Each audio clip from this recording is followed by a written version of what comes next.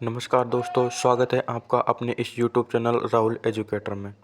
तो आज हम आपको बताने वाले हैं कि महाद्वीप और महासागरों के विस्थापन में वेगनर का सिद्धांत किस प्रकार से प्रमुख माना जाता है। तो देखते हैं कि वेगनर का महाद्वीपीय विस्थापन सिद्धांत। तो इसमें हम देखेंगे इसका परिचय, इसकी मान्यताएं, विस्थापन बल क्या है, विश्लेषण पक्ष में प्रमाण कौन कौन से हैं और इसकी आलोचनाएं क्या क्या हैं। तो परिचय देखें तो जर्मन जलवायुविद वेगनर ने 1912 में महाद्वीपीय विस्थापन सिद्धांत दिया। इसमें संशोधन 1915 और 1920 में किया गया। अब इसके जो किस निष्कर्ष हैं उनके बारे में देखें तो उन्होंने बताया कि या तो स्थिर स्थलखंड रहा है और जलवायु परिवर्तन हुई है, या फिर जलवायु स्थिर रही है और स्थलखंड परिवर्तित हुआ। इन दोनों के कारण ही महाद्वीप और महासागरों में विस्थापन हुआ है। तो इसकी मान्यता देखें तो महाद्वीपों में विस्थापन, श्याल परत हल्की यानी कम घनत्व वाली है, वे उनके नीचे भारी परत यानी सीमा परत है। सीमा इट इज मीन सिलिकॉन और मैग्नीशियम। श्याल परत सीमा परत पर बिना रुकावट के तैरती है। उसके बाद देखें तो इसके विस्थापन के लिए उत्तरदायी कारक कौन कौन से बताएं उनके बारे में देखा जाए तो चंद्रमा का ज्वारीय बल, यह भूमध्य रेखा की ओर गति करता है, और पृथ्वी का गुरुत्वीय बल, इसे उत्प्लावन बल, यह पश्चिम दिशा की ओर गमन करता है। तो इन दोनों में से किसी भी बल के लगने के कारण महाद्वीप महासागरों से अलग हुए हैं। तो इनके सिद्धांत के जो प्रमुख सिद्धांत है उसको देखा जाए तो ये विस्थापन का सिद्धांत है कि कार्बोनिफेरस काल में पेंथलासा अलग था, व पेंजिया अलग थी। यह हमारी अर्थ है।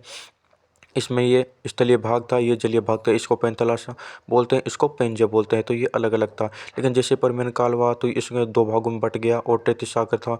जो पेंजिया वाला पेंथलासा जो भाग था वो भी इसके बीच में आ गया और वे जल टेथिस सागर कहलाया, और ये दो भागों में बट गया। ऊपर का भाग अंगारा लैंड कहलाया, व नीचे का भाग गोंडवाना लैंड कहलाया। और वैसे जुरासिक काल में आने पर इनमें जो प्रमुख अंगारा लैंड व गोंडवाना लैंड थे वो भी दो भागों में डाइवर्ट होने लगे, यानी कि अलग अलग हटने लगे, उनका पार्टीशन होने लगा। तो इस प्रकार से प्लायोसीन काल में आके ये वर्तमान समय में जो अपने विश्व का जो ग्लोब है या विश्व के जो स्थिति है वो इस प्रकार से दिखने लगी, ये वर्तमान स्थिति है। उसके बाद देखें तो पश्चिम दिशा में विस्थापन हुआ तो इससे रोकेज एवं एंडीज पर्वत श्रेणियों का निर्माण हुआ, और विषुवत रेखा की ओर अगर विस्थापन हुआ तो हिमालय पर्वत श्रेणियों का निर्माण हुआ। तो ये इस प्रकार से कुछ हमें उदाहरण मिलते हैं। विस्थापन के पक्ष में क्या क्या प्रमाण है उन प्रमाणों को देखते हैं। जिग्सा फिट, प्लेट एक दूसरे में सांचे के समान फिट हो जाती है। संरचनात्मक प्रमाण देखें तो विभिन्न प्लेटों के स्थानों में संरचना में समानता मिलती है। जीवाश्म, अलग अलग जगहों पर मिलने वाले जीवाश्म की स्थितियां यह बताती है कि ये स्थान पूर्व में एक साथ थे।